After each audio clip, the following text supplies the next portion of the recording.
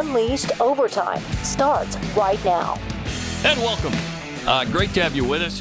Got a special guest here from Missouri, right? You live in Missouri, Tom? M-I-Z, baby. Missouri. Yep. This is somebody Keith has known because you did an At the Mic with him? I did. So Tom is a Pathead, Tcarr here joining us, and we connected through this show, and I had him as a guest on my show, At the Mic, where I just do like a deep dive topic where I spend a couple of hours talking about something that's very interesting to me.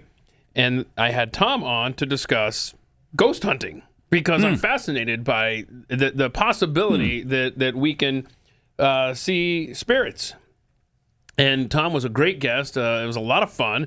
And I think you brought some, because you and I are going to go on a ghost hunt this weekend while you're in town. And one of the things that I didn't have then. So before we go any further, Tom, as an actual ghost hunter, how accurate is Ghostbusters, the movie? Okay. Is that pretty much dead on? Dead on, yeah. I've been slimed so many times. I've lost count of it. I've been turned into a dog a couple of times. I hate when that happens. Hate when that happens. So if you want to talk about most accurate films, I'm actually going to say The Sixth Sense is probably the most accurate that I've ever experienced. Really? And it's I love that movie.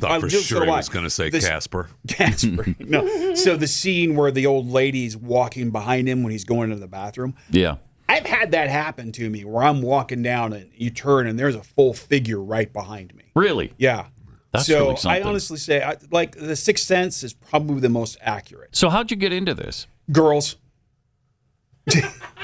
So I was 16 years old, went to West Jordan High School. I grew up in Utah, moved out to Missouri just a few years ago. All right. Me, my buddy Mike, and one of his friends were in the basement with three girls, and we were playing Clue, trying to find the mysteries of life, the universe, and everything. And it wasn't going very well. 16-year-old boys. A little bit. And there was a cemetery right next door to my buddy Mike's house. And we thought, let's take the girls over to the cemetery, scare the girls. Right. And maybe things will go a little bit better. So we went over there, and That's smart thinking. Yes. So the three of us were the three guys were probably scaring each other more than we were scaring anybody else. You know, the boo and the awe and stuff like that. And probably about 15, 20 minutes into it, something goes flying by. And I'm convinced to this day it was probably a newspaper or a plastic bag or something. But we screamed at the top of our lungs and ran away. Left the girls. Guess that was the end of the day. Yeah, the end of the day. Left the girls in the cemetery. We got down in the basement, and Mike and I were like, "That was awesome. We got to do that again." Yeah. No idea. And I mean, we're talking 86, 87. And I mean, at that time, you had Unsolved Mysteries. That's incredible. In Search Of had been kind of popular. They had dived into Ghostbusters had happened. So we didn't really know what we were doing. And we just decided to go wander through cemeteries, just try to scare each other. And probably about 4 months later, Mike came running up to me and he said, "Tom, you got to come check this out." It was in our high school library. And he's like, "Yeah, Chad, this is awesome. This is awesome." So he takes us into the library and he pulls down this book, and it was called Phone Calls from the Dead. And in the book, it talked about people that received like text or messages from people that had loved ones that had died. Telegrams and phone calls from people that had passed away, and they had investigated these. And one of the chapters was talking about how you could record ghost voices, or what we call EVPs, electronic voice phenomenon. And they had used this old reel-to-reel tape recorder, and they described what they had done in the book and how they recorded ghost voices. And Mike were like, "This is awesome. We got to try this." And at this point, we had dragged our buddy Eric in with us because he drove and he had his own car. And we went out and bought an old reel-to-reel tape recorder. It probably weighed about 500 pounds because it took like 50D batteries. Those babies were heavy. You were lying. Yeah, and it was a portable one. It was designed to record birdsong. So it was less heavy. It was less heavy, yes, exactly. So we went back to the cemetery that we took the girls to, and we were wandering through the cemetery. Eric's holding this microphone, and I really don't remember what brought the subject up, but somebody asked, "Hey, are they still burying people in the cemetery?" And we're like, "Yeah, I think there's actually a funeral tomorrow." And within 15 minutes, we hear this noise. Eric had stepped into the open grave. Oh, And that's a little creepy. this is a little creepy. And we walk up to him, and I'm shining my flashlight on him, and I'm like, dude, are you okay? And he's like, get me out of here. I said, no. Ask some questions, because you're like really, really close to all the dead bodies. So And there was not a coffin in the grave? no, not yet. No, that's tomorrow. That was the next day. But so he's like, fine. So he says, is there any ghosts here? And we pull him out, and we go back and we listen to the recording. And the very first EVP that I ever captured was, get out. You don't belong here. Really? Yeah.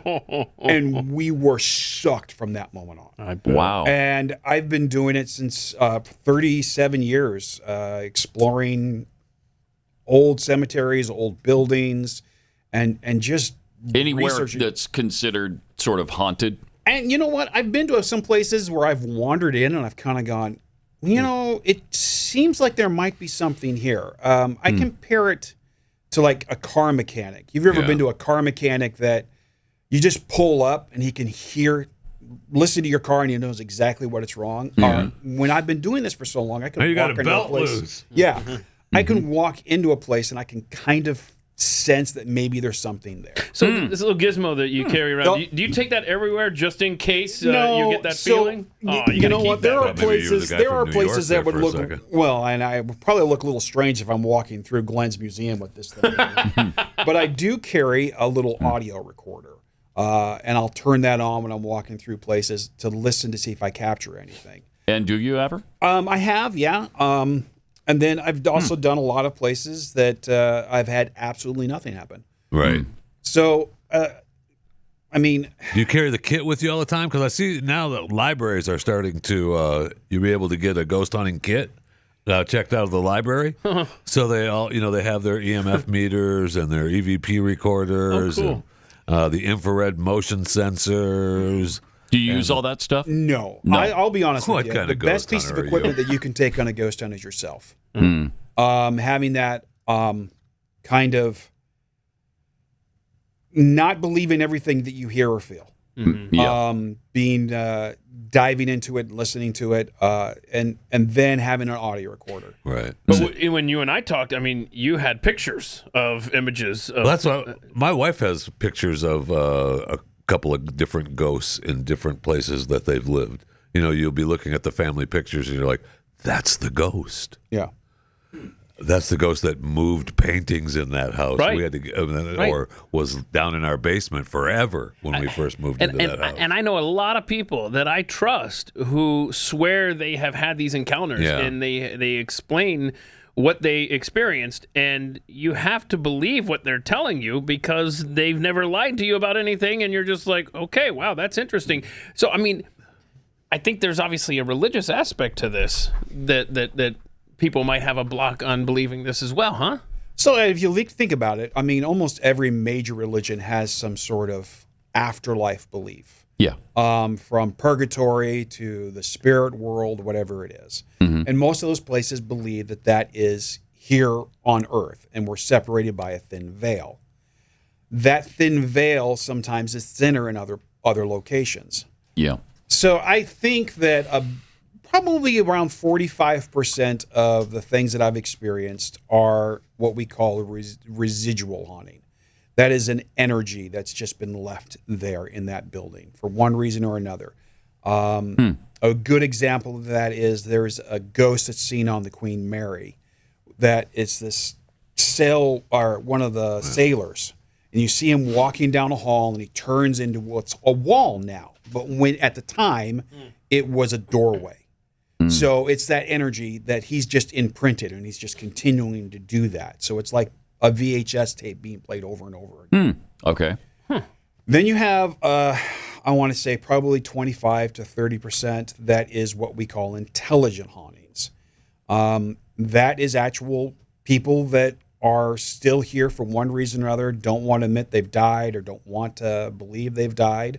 So how does that work? We are of the same faith, and to me, our Heavenly Father is a little more organized than allowing someone agree with to you. be stuck in a place where, right? So how do you account for that? So here's my theory on this. And again, this is all theory. There is no way I can prove anything that I'm saying. And I don't think there's a ghost hunter out there that can. Yeah. My theory is that we believe that there are two spirit places, spirit heaven and spirit prison, in our religion.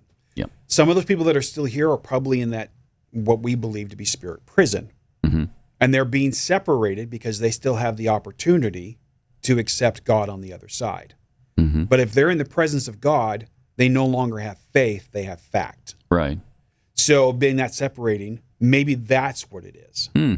Okay. That's my personal opinion. Again, there is absolutely no way I can prove any of this. It's just a theory that I have. Yeah.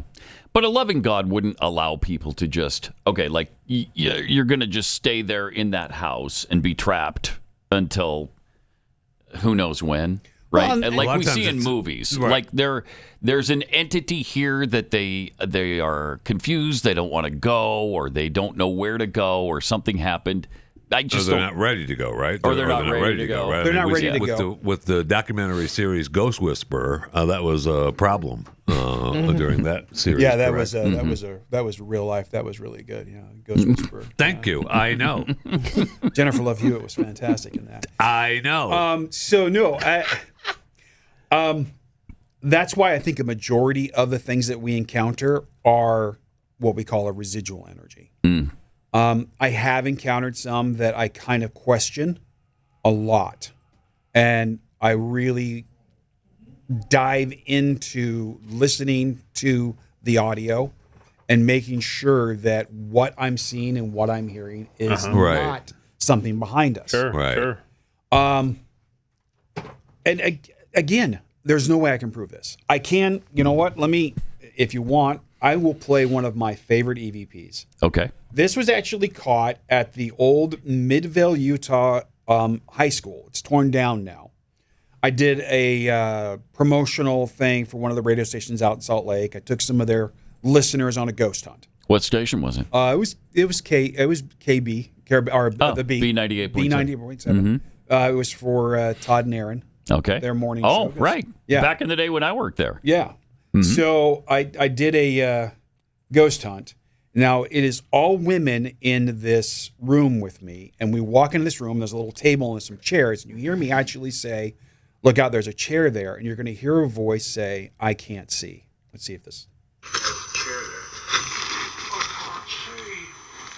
I can't see. Yeah. And I'm the only. So there was a Brit that was trapped there. I can't see. Apparently. In Utah. Weird. Right. Yeah. Right. Yeah, because I'd rather be no. a Brit trapped in Utah than a Utah trapped in Britain. Yeah, because, we love never that. had any of them Mormons come over from England, did we? No. Okay, so that's Huh. wild. That is. Yeah, That's cool. So that is probably But one you of didn't hear that in real time. No, we did not right? hear you that only in heard real it time. later. That's what's so weird, man. Yeah. So- That is strange. So when I capture something on, or when I'm taking a recording, Mm-hmm. you figure for every hour of audio I record, it's 2 to 3 hours of review. Wow. So what I will do is I will actually take my audio recorder and I will listen to it on earphones and write down the times that I hear something that may be something that's not human or that isn't alive. Right. Then I take and upload it to the computer and I go to those sections and I listen to the whole thing again. And then I cut out those sections and I listen to just those sections. And then I listen to everyone else around me to see if that voice may be similar or Okay. the same. Right.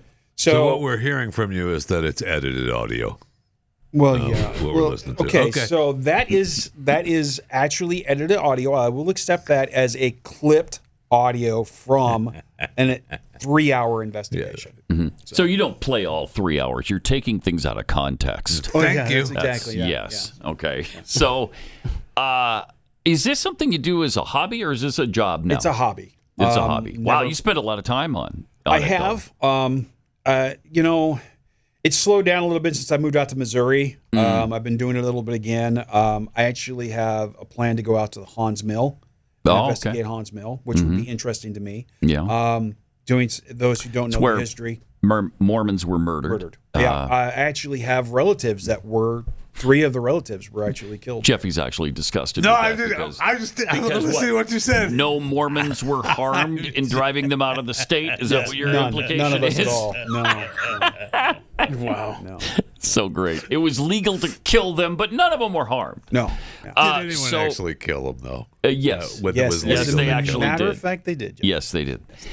So, Tom, if you had to come up with some of the spookiest things that you've encountered or most interesting, what would those be?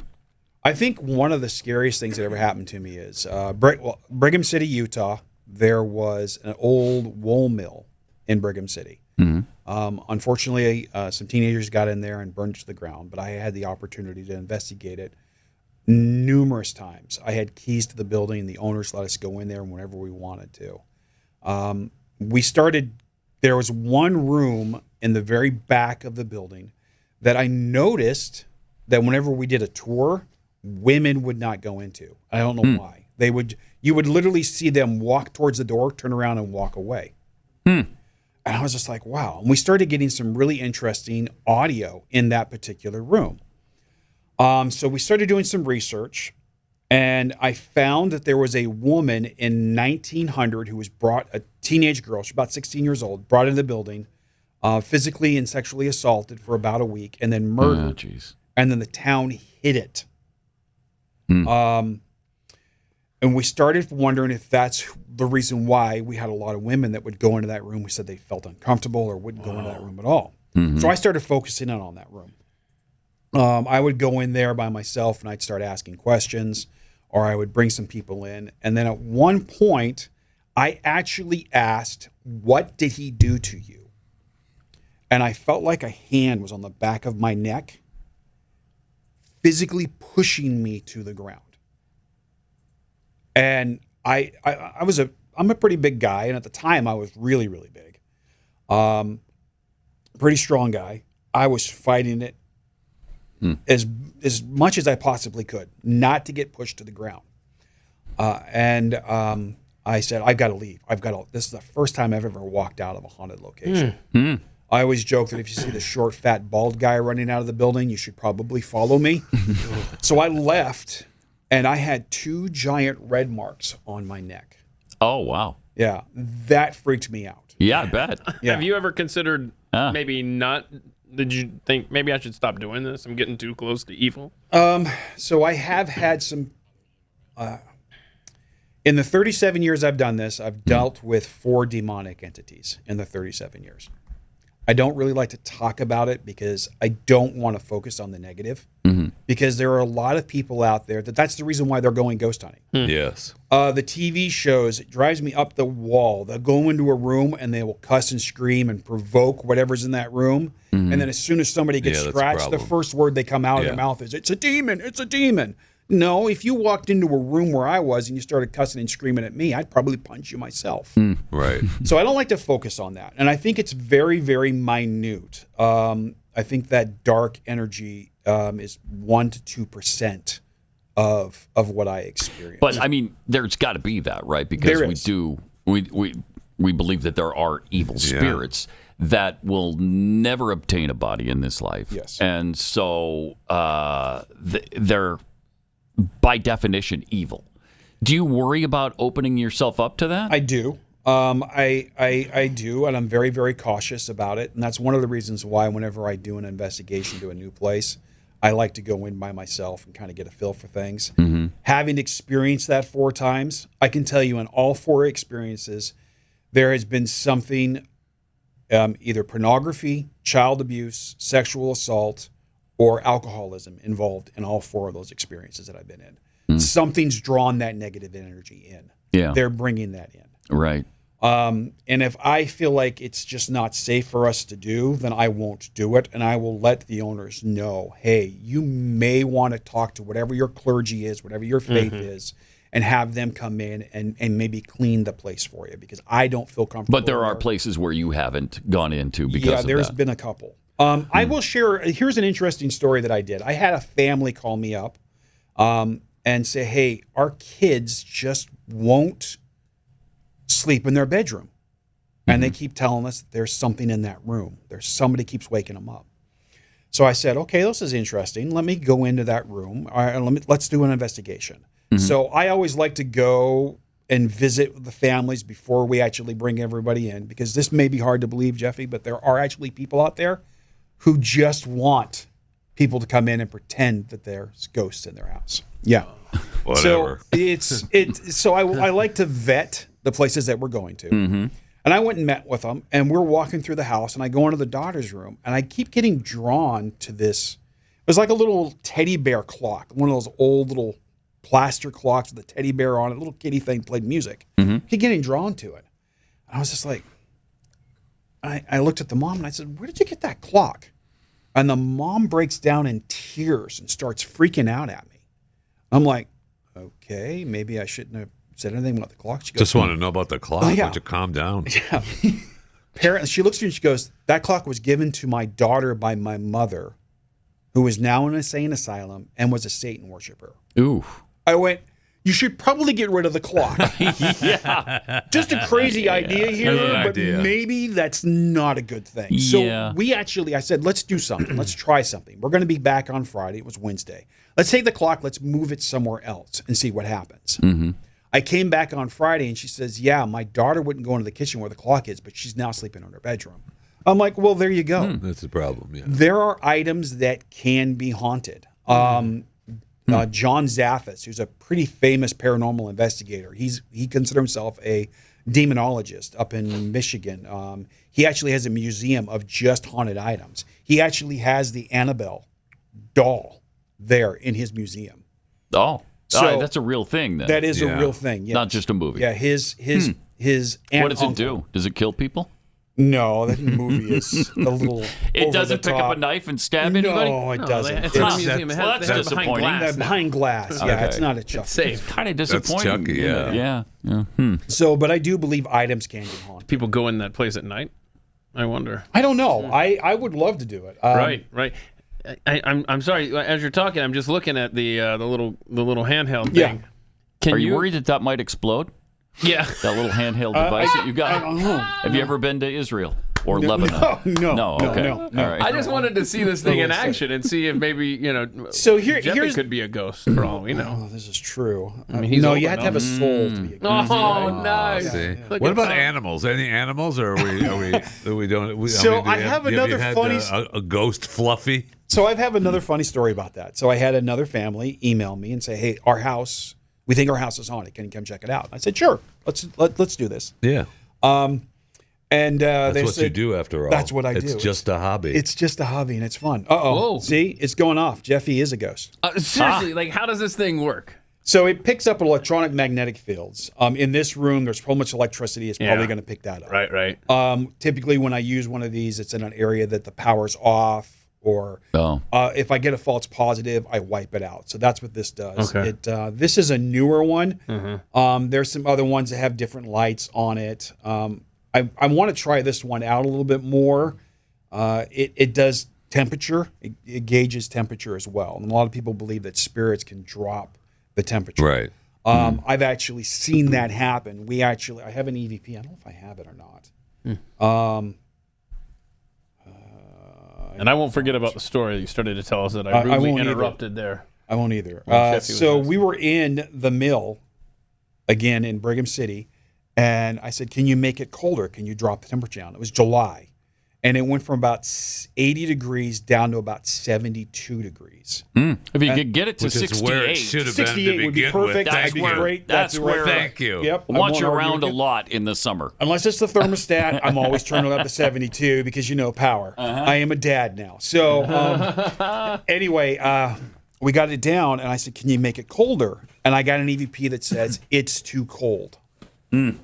So, but we'll go back to the dog story. Interesting. Yeah, So Fluffy. this- I want to know about Fluffy. the So ghost. we had this family ask me to come and investigate. Me and one of my other friends, we decided to spend the night in their house because they said they would go to bed or they would leave, and they would come back and their entire front room was a mess, torn up. I have that problem. Yeah, well, with your wife's grandkids, I Thank can you. understand. So We sat there entire night and nothing happened. I was like, this was why did I do this? Yeah. This is a waste of time, waste of energy. So I go home and I listen to the audio, and every now and then I was getting a dog barking. And it was pretty loud. I was like, So he didn't Okay, mess so anything up. He was mad at you for being in there. I drove back through the neighborhood, and the closest dog was about 4 houses down. And I went back to the owners of the house, and I said, "Listen, I didn't get anything, but I got the strangest thing. I got a dog barking." And the lady looked at me, "Huh?" I played the dog, and she was like, "Oh my gosh, That's Fluffy. yeah, that's Fluffy." And I said, "Seriously?" And she's like, "Yes." And I said, and she goes, "This makes total sense now." And I said, "What do you mean makes total sense?" She goes, "Well, if we would leave him, he would tear up the front room because he was jealous that we left without him. Like we were going out for a walk or whatever." The amazing thing to me is that it took you to convince her of that. Exactly. Is she dumb? Well, I don't think she was a blonde, so no. But no, so the funniest thing is I said, "What would you do?" And she said, "Well, to get him to stop doing that, we would literally let him out." And yes, we let the dog out. Duh. Yeah. So you opened the door and you told Fluffy to leave? Yeah. So now there's some ghosts. you're And it literally- worked. And it worked. She You're didn't have any literally problems the guy anymore. who let the dogs out. Yeah, I literally let the dog out. I know it sounds Thank you. stupid and cheesy, Okay, but it hold on. worked. And Jeffy's saying, like, was she dumb? They didn't have the dog. They didn't know what was happening. They had the dog. They dog knew had about passed it. away. Yeah. So That's amazing. yeah, That's it amazing. was an interesting The same investigation. thing was happening when the dog was alive. Maybe that's happening because Fluffy is a ghost now. Do people make a living out of doing what you do? Sadly, there are people that make a living out of this. Why, sadly? like- Because I think what they're doing is a lot of it is faking what's going on. Oh, yeah, I bet. I have never been on a bet. ghost hunt and had a creepy music playing in the background. Well, that's production. Yeah, exactly, and that is exactly what it is. If Okay, you Mr. don't, Purist. if you don't have ratings, you don't have, and you're not going to be, you're not Correct. entertaining. You're That's not going to correct. have a show. Have you ever asked a ghost to play music for you? No, you need to try actually, I have. To Jeffy's but I point. never had. But Sorry, continue. One of the best TV shows that I ever saw, and it didn't last very long, was a show called Paranormal Cops, and it was police officers out of Chicago who were ghost hunters on the side. And there was only about 5 or 6 episodes, but they would literally go into a place and be like detectives, and they would investigate it. And at the end of the show, if nothing happened, they would say nothing happened, and that's probably why the show didn't last. Correct. Yeah, because nothing right. ever happened. Nothing ever happened. Right. The whole That's point of too the honest. show. Too honest. I can't tell you how many specialty shows I've watched where they're in search of Bigfoot or in search of paranormal activity, and inevitably, nothing ever happens. They try to you act. don't see Bigfoot. Yeah, they try to pretend I heard like something. I just Yeah. heard a noise. Yeah, I just Yeah, heard it was a a noise. squirrel. You go home. Yeah. And so Yeah, and in fact, Tom and I are going to go on a little ghost hunt while he's in Are ya? town, and it may turn up nothing, and that would suck. is it a place that's supposedly haunted? Yeah. So the story goes cool. that there are some teenagers that were killed in a car accident in this particular area, and there are stories of people that it is haunted. I wanted to make sure we went somewhere where there could be something happening. Yeah. So yeah, we'll So see. it's possible that we'll hear about something Yeah, soon. and I'll be honest with you, the All place right. I really want to check out is right across the street there in that museum. I know. Oh, Of really? all the weekends you had to be in town, Yeah, bro. they are. Yeah, I'd dang it. love to check out Glenn's museum. Yeah, because that he- would be fun. I know Glenn's talked about it being haunted. Yeah. We're not. Yeah. Security He's talked about this building being haunted. This building. Yeah. Oh, it yeah. was? really? Yeah. No, I thought yeah. he had mentioned. No, it. I thought it's the other one. It's the other No, one. it's this one. I think So- they're both. It is this one? The Yeah, video it's the other- footage was of that one. Yeah. No, I don't And think you've so. got so many haunted, or so many old classic items in there that have possibility of. Yeah, we're not Oh, letting right. you in there alone. Okay, that's not going to happen. Chris just told me that I'm right and you're wrong on this one, Jeff. Just so you know. Okay. Okay. Now this one's probably haunted too, but I know we have the footage of the actual museum. Yeah, because Where I all the remember stories- on Glenn's show one time he was talking Yeah. about it or showed Yeah. some video of it, and I was just like, Well, next time you come to town, we'll let you go in there. Yeah. yeah. Yeah. So if I push this button down, Okay, it does what? What do we So do? let me see here. What are we doing here? So there is a temperature gauge, and then it measures EMF. Okay. Maybe you should just leave it alone and mind your own business. Well, it's not going off. But hold so on, Pat. obviously- Hold on. Then there's the opportunity here that it might explode. So why don't you just keep pushing those Oh, As that's a long good as it's point. confined to that That's a good chair, point. as long as the explosion is just there. Right. Yeah, that's that'd true. be fine. That's true. That's true. Well, Tom, this is fascinating. Appreciate Thank you you. coming in. Yeah, thank you. It was great great. to meet you. Yeah. Yeah. Thanks Where for can coming. people find stuff where you're? Oh, yeah. You know what? I am mostly on X. You can find me. It's Tcarr P is my handle. T. CARRP. I'm also a Carp. photographer, a landscape photographer on the side. So Awesome. just for fun. So it's like Tcarp with 2 R's, 2 R's. right? Okay. Yep. Appreciate it. Thanks. Thanks.